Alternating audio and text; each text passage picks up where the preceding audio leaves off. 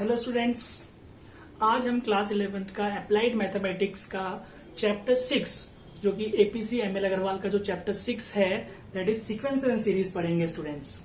तो ये चैप्टर काफी इंटरेस्टिंग चैप्टर है स्टूडेंट्स, आप इसको ध्यान से समझिएगा कि भाई यहाँ पे जो चैप्टर का नाम है सीक्वेंसेस एंड सीरीज, तो ये जो सीक्वेंसेस सीरीज है ये क्या होता है उसका मीनिंग को समझिए सबसे पहले कि भाई ये जो वर्ड यहाँ पे यूज हो रहा है सीक्वेंस, सीक्वेंस क्या होता है।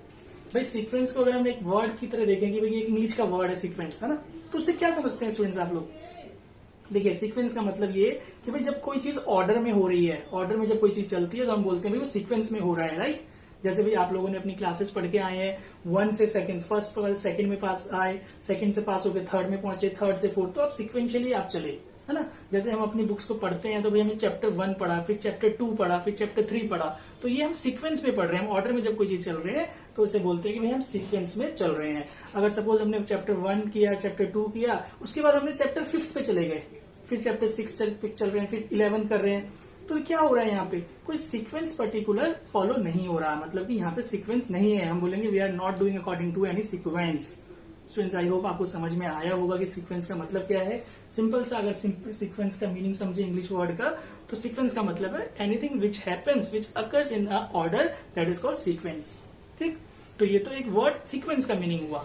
तो भाई जब हम सीक्वेंस को मैथमेटिक्स में अप्लाई करेंगे, मैथमेटिक्स में जब हम इसको पढ़ेंगे तो उसका क्या मीनिंग है स्टूडेंट्स। तो उसके लिए देखिए सीक्वेंस का मैथमेटिकली क्या मीनिंग होता है उसका मैं डेफिनेशन यहाँ लिख देता हूँ। आप उस डेफिनेशन को समझिए और उसके बाद उसको आप नोट करिएगा।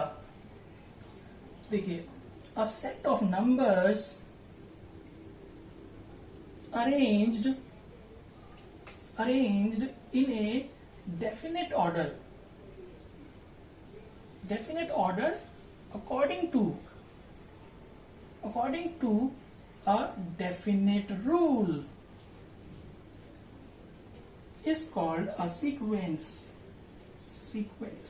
तो देखिए भाई डेफिनेशन से क्या पता लग रहा है भाई, आप समझिए कि भाई सेट ऑफ नंबर्स, तो भाई नंबर्स की बात करेंगे यहाँ पे। भाई कुछ नंबर्स होंगे हमारे पास और वो नंबर्स कैसे अरेंज होंगे, ऑर्डर में अरेंज होंगे, एक के बाद एक ऑर्डर में अरेंज होंगे, और जो ऑर्डर होगा उस ऑर्डर में एक डेफिनेट रूल अप्लाई हो रहा होगा जिससे कि हमारे पास एक सीक्वेंस ऑब्टेन होगा। तो देखिए स्टूडेंट मैं एग्जांपल लिखता हूँ, आपको शायद उससे क्लियर हो कि भाई अगर हमारे पास कोई ऑर्डर है, इस तरीके से कोई नंबर्स हैं, ठीक है भाई। देखिए जैसे हमारे पास 8 है, 5 है, 2 है, फिर -1 इस तरीके से है। ठीक, अगर मैं कोई और ऑर्डर लिख लूं भाई, जैसे 2 है, 3 है, 5 है, 7 है, फिर हमारे पास 11 है, फिर हमारे पास 13 है। देखिए इस डेफिनेशन के हिसाब से हम समझेंगे कि भाई 3, 5, 7, 9 मतलब आप देखिए क्या हो रहा है, ये ऑर्डर्स नंबर क्या है जो ऑर्डर्स में बढ़ रहे हैं, किस तरीके से भाई +2 +2 +2 +2 होता जा रहा है। यानी कि इनमें जो डेफिनेट रूल लग रहा है वो ये लग रहा है, +2 हो रहा है, डेफिनेट रूल है ना। नंबर्स अरेंज इन ऑर्डर में लिखे हुए हैं भाई, एक एक करके ऑर्डर में चल रहा है, और डेफिनेट रूल कि रूल क्या लग रहा है, +2 होता जा रहा है। तो यानी कि यस इट इज सीक्वेंस, ये एक हमारा सीक्वेंस है। ठीक है स्टूडेंट्स, अब देखिए इसको समझिए 8, 5, अब यहाँ पे क्या हो रहा है, यहाँ पे माइनस होता जा रहा है, ध्यान दीजिए -5, ओ सॉरी 8 में से -3 गया, 5 में से -3 गया, इसमें से -3 गया। इस तरीके से हम अगले जो टर्म्स है वो भी हम गेस कर सकते हैं या वो भी टर्म हम फाइंड कर सकते हैं इस रूल के हिसाब से। तो यहाँ पे भी एक डेफिनेट रूल फॉलो हो रहा है, तो yes it is a sequence, ये भी एक सीक्वेंस है। ठीक है, तो स्टूडेंट्स देखिए थर्ड एग्जाम्पल की बात करते हैं। जो थर्ड में मैंने एग्जाम्पल लिखा है 2, 3, 5, 7, 11, 17, तो यहाँ पे ध्यान दीजिए कि भाई ये जो है एक सीक्वेंस किस टाइप का है, यहाँ पे भी एक नंबर ऑर्डर में मूव कर रहे हैं, 2, 3, 5, 7, तो ये हमें पता लग रहा है कि भाई ये प्राइम नंबर्स हैं सारे, है ना, प्राइम नंबर्स का सेट है ये। तो इसका हम अगला टर्म लिख पाएंगे कि भाई 17 के बाद 19 आएगा, 23 आएगा, तो हम इसके अगले टर्म्स को डिफाइन कर सकते हैं। तो इसलिए ये भी एक सीक्वेंस कहलाएगा, ध्यान दीजिएगा। बट अब इसमें डिफरेंस क्या है इन दोनों से उसको समझिए कि भाई यहाँ पे डिफरेंस क्या है कि भाई मैं यहाँ पे एक +2 करके अगली टर्म्स निकाल पा रहा हूँ, यहाँ -3 करके अगली टर्म्स निकाल पा रहा हूँ, बट ऐसा इसमें कोई डेफिनेट रूल नहीं है क्योंकि भाई सब में डिफरेंसेस अलग अलग है। आप देखिए तो मैं इसमें प्लस या माइनस करके मतलब कोई डेफिनेट रूल से मैं इसका अगला टर्म नहीं निकाल पाऊंगा। तो ऐसे कंडीशन में ऐसे सीक्वेंसेस को हम बोलते हैं, ऐसे सीक्वेंसेस जहां पे हम एक डेफिनेट फॉर्मूले से डेफिनेट रूल से अगली टर्म नेक्स्ट टर्म निकाल पाते हैं तो उसे अब बोला जाता है प्रोग्रेशंस। प्रोग्रेशन बेटा समझ में आया कि जहां पे सीक्वेंस की अगली टर्म्स को हम फाइंड कर सकते हैं using a formula, using a specific formula और using a specific rule, then that the sequence is called progression. लेकिन यहाँ पे आप देखिए, यहाँ पे कोई स्पेसिफिक रूल हम नहीं लगा पा रहे जिससे कि अगली टर्म आए, तो it is not a progression, it is not a progression. तो आई होप आपने ये प्रोग्रेशन का मीनिंग भी समझ लिया है कि भाई प्रोग्रेशन क्या होता है। प्रोग्रेशन ऐसी सीक्वेंसेस होती हैं जहां पे उसकी अगली टर्म्स, उसकी नेक्स्ट टर्म्स में कुछ डेफिनेट फॉर्मूले से, कुछ डेफिनेट रूल से हम उसकी अगली टर्म्स फाइंड आउट कर सकते हैं स्टूडेंट्स।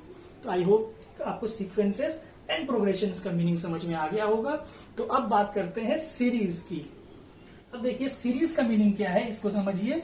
सीरीज कुछ नहीं है, बस इसको समझिए कि if the terms of a sequence are added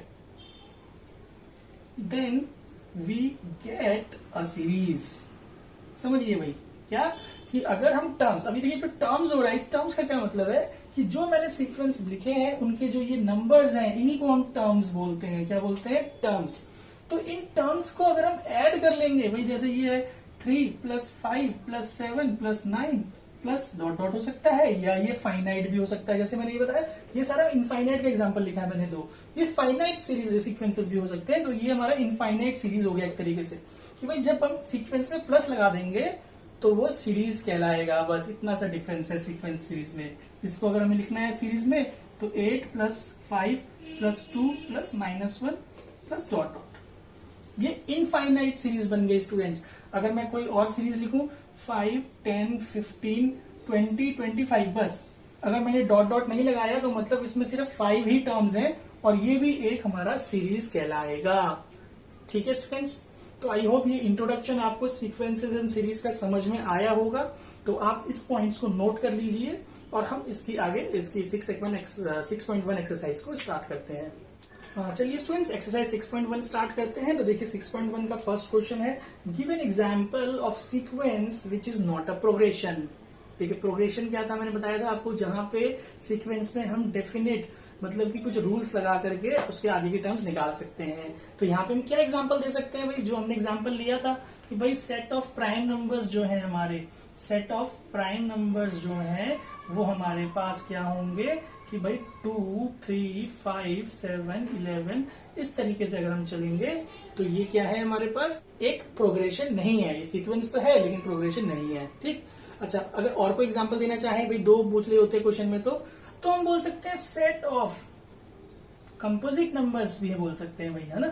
कैसे, अब देखिए कंपोजिट नंबर्स के ऑर्डर को समझिए आप। कंपोजिट नंबर 4 से स्टार्ट है, 4, देन हमारे पास 6 आएगा, देन 8 आएगा, देन 9 भी आएगा, फिर 10, 11 नहीं आएगा, 12, 13 नहीं आएगा, 14, 15। तो देखिए समझिए बात को कि भाई यहाँ पे भी कोई स्पेसिफिक डेफिनेट रूल नहीं लग रहा जिससे कि हम अगली टर्म्स फाइंड आउट कर पाएंगे, है ना। तो ये सीक्वेंस तो है क्योंकि हमें पता है अगला टर्म क्या आएगा, बट अगला टर्म जो आएगा वो किसी स्पेसिफिक फॉर्मूले से नहीं आ रहा है, तो इसलिए ये दोनों प्रोग्रेशंस नहीं है। राइट स्टूडेंट्स, देखिए सेकंड क्वेश्चन की बात करते हैं। तो सेकंड क्वेश्चन क्या कह रहा है हमारे पास, if a sequence is given by a1 = 2। तो देखिए a1 हमारे पास 2 दे दिया, a1 का मतलब है कि first term, a2 = 3 + a1, an =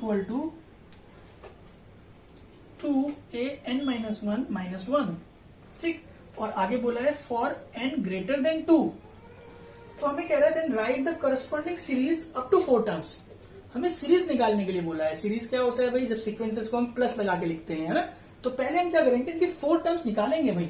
तो हमें पता है जब इसका हम सॉल्यूशन करेंगे, हाँ इसका सॉल्यूशन ऐसे ही कर सकते हैं। a1 हमारे पास पता है, a1 2 है, तो a2 क्या होगा, देखिए यहाँ पे a1 की जगह में पुट कर दीजिए 3, मतलब a1 की वैल्यू 2 पुट कर देंगे तो a2 हमारा 5 आ गया।